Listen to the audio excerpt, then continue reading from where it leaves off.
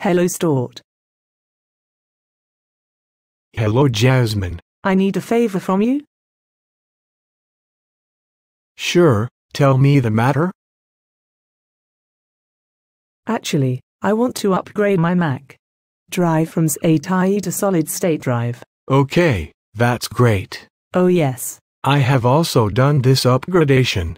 SSD will definitely boost your Mac performance. But I don't know how to perform upgradation. Oh, that's no problem.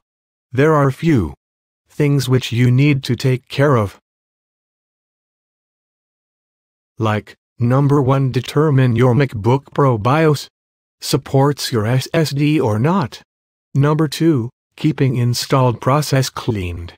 And the most important step is carefully creating clone of your old drive before upgrading. Okay. Thanks a ton, sir. But would you please suggest me some cloning application for Mac?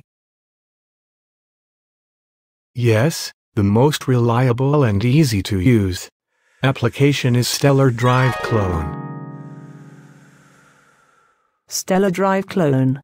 How can I get it? You can visit stellarclonedrive.com and buy it for $39.